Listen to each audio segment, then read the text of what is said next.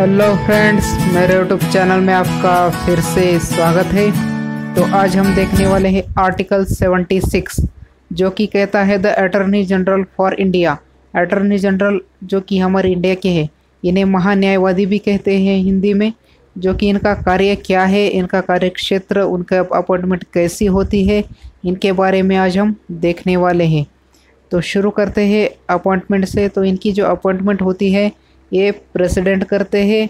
साथ ही साथ इनकी जो क्वालिफ़िकेशन है तो ये सुप्रीम कोर्ट के जज होने के एलिजिबल रहने चाहिए।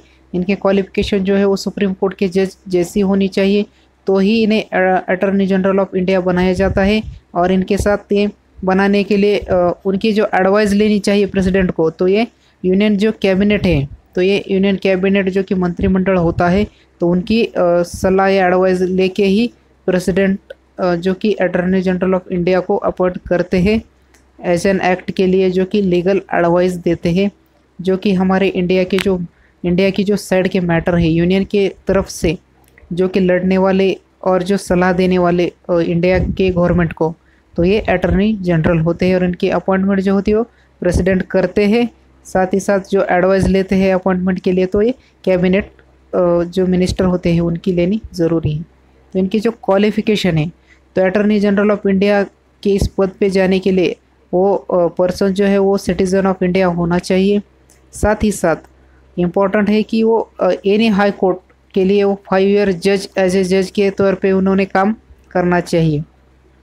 तो जो भी पर्सन हाई कोर्ट में 5 ईयर के लिए जज एज ए जज के तौर पे काम करते हैं, 5 ईयर जज के तौर पे काम करने के बाद ही उन्हें एक इस पद पे या अटॉर्नी जनरल वो बन सकते हैं।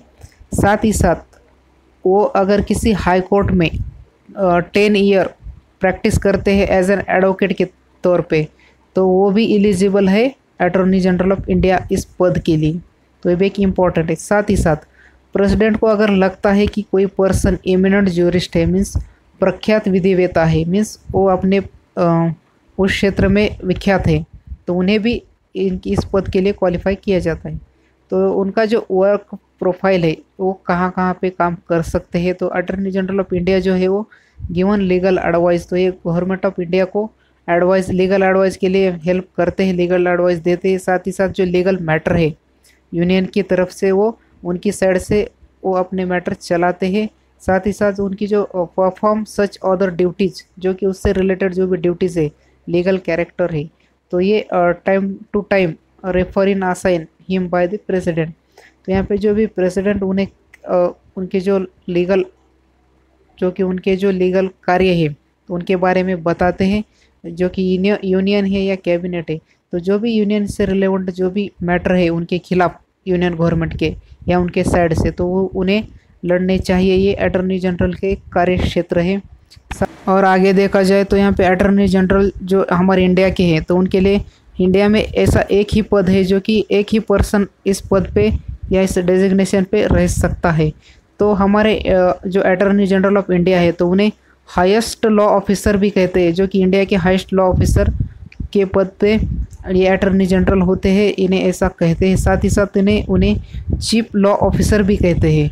और साथ ही साथ attorney general for India first law officer of our country, तो हमारे इंडिया की जो कंट्री है, इंडियन कंट्री जो है, उनमें जो फर्स्ट लॉ ऑफिसर है तो ये अटॉर्नी जनरल ऑफ इंडिया रहते हैं। तो एक इम्पॉर्टेंट है और क्वेश्चन भी आ सकते हैं कि उन्हें किन किन पद से जाना जाता है।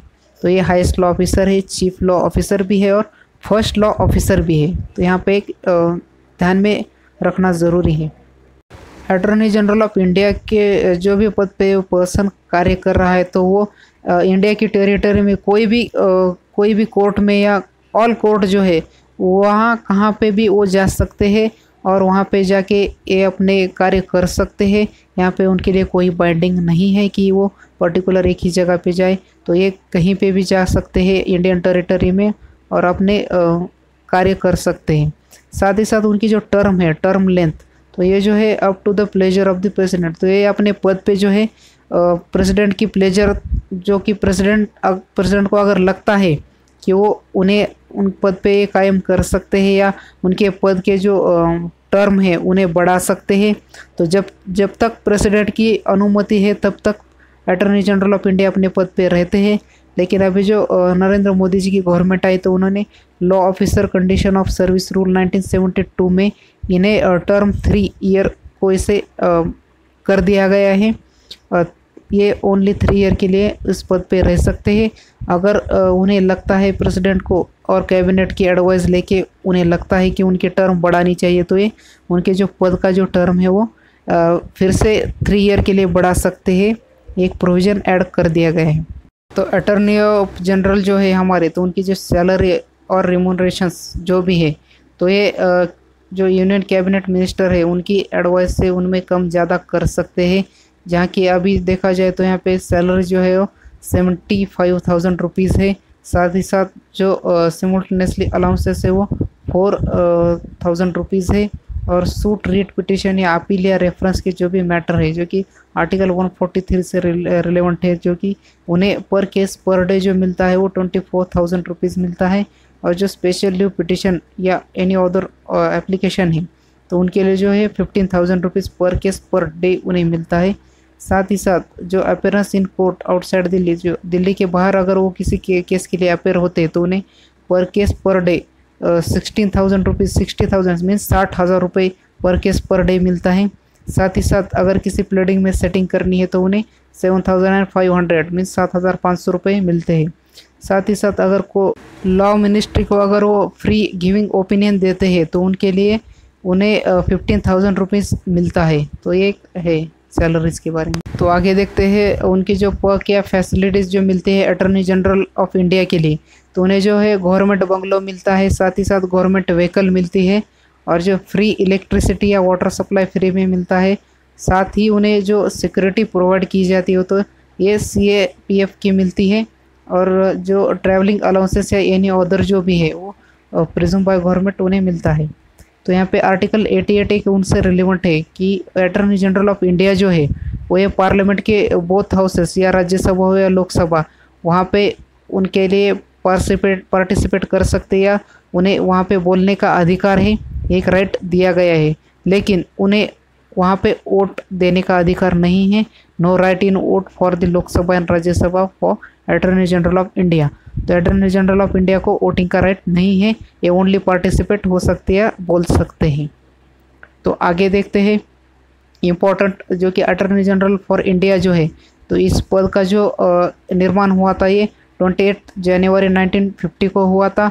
और जो ऑफिस जो है इनका रेसिडेंस जो है वो न्यू दिल्ली में है। और जो हमारे इंडिया के जो first attorney general of India थे तो ये MC सेटलवाड़ जी थे। और अभी जो current 15th attorney general of India जो है वो अभी KK वेणुगोपाल जी है, जो कि अभी 2020 में है। So thank you for watching video, like share and subscribe. Thank you.